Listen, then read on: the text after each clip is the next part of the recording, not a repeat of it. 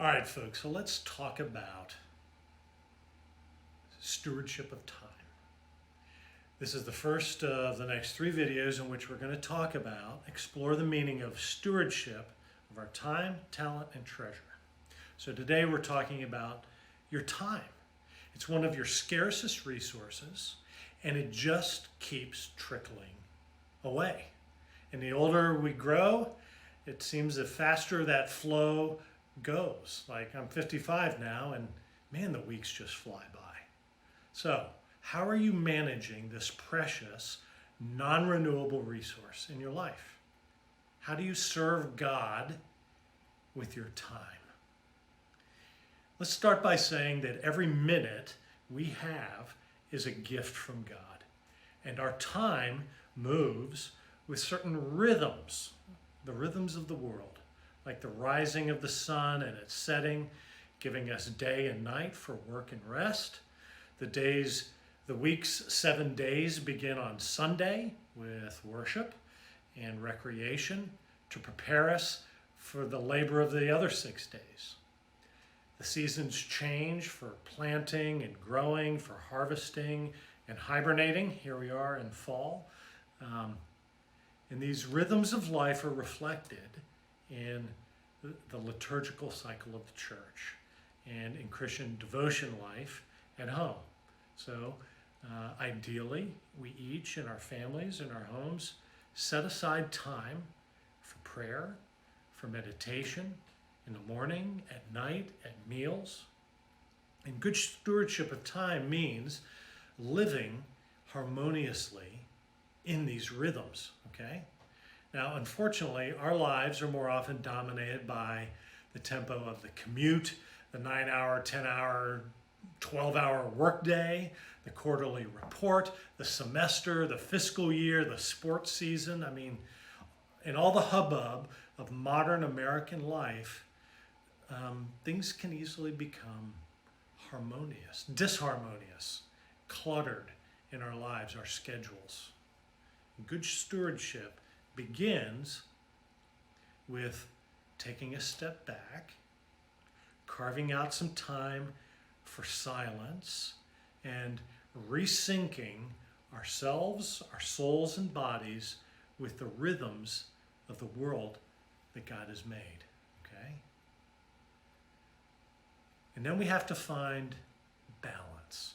Now, most of us gladly spend lots of money to save time, right? And we ruthlessly manage our commitments and our schedules to make time for the things that are most important to us. Well, stewardship of time means we invest time in things that really matter, that really make a difference in life. So what are those things that you invest your time in? I'm sure your family and other important relationships, you invest a lot of time.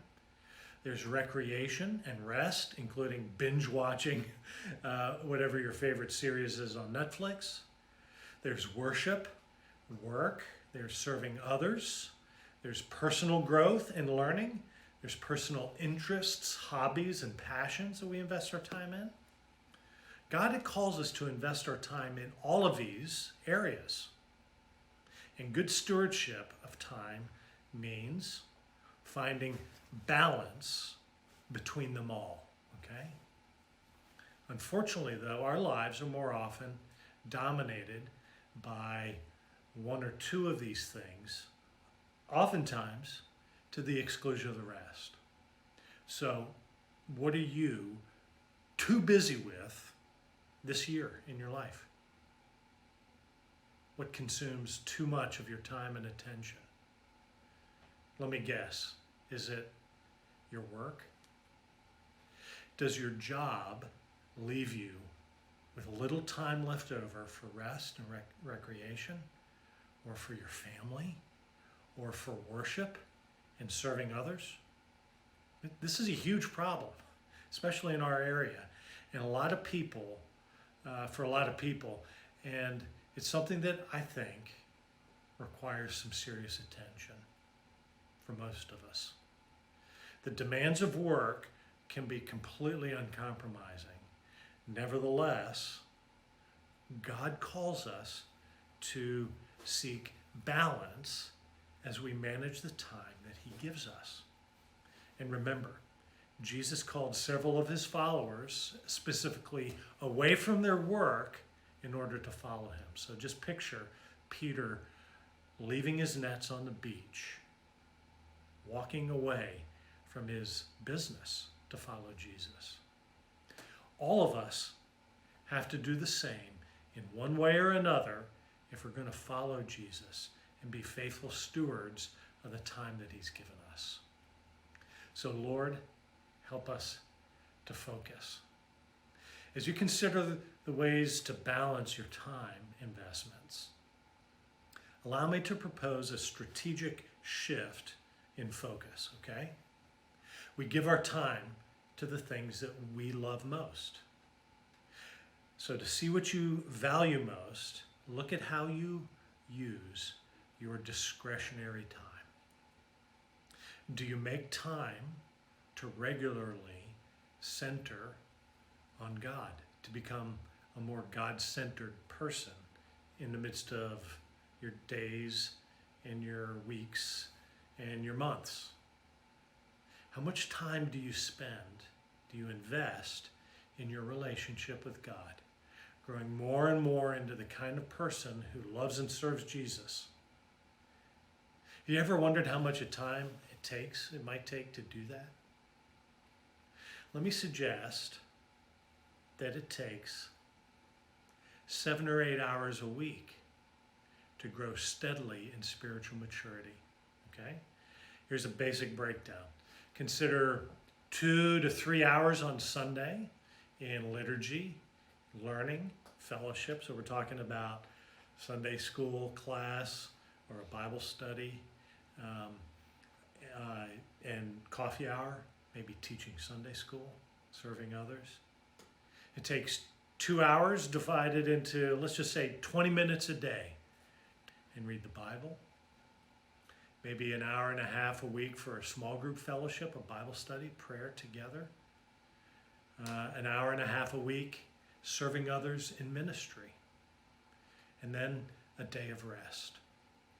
A day, Sunday, if you can fit it in, to worship, for recreation, every week.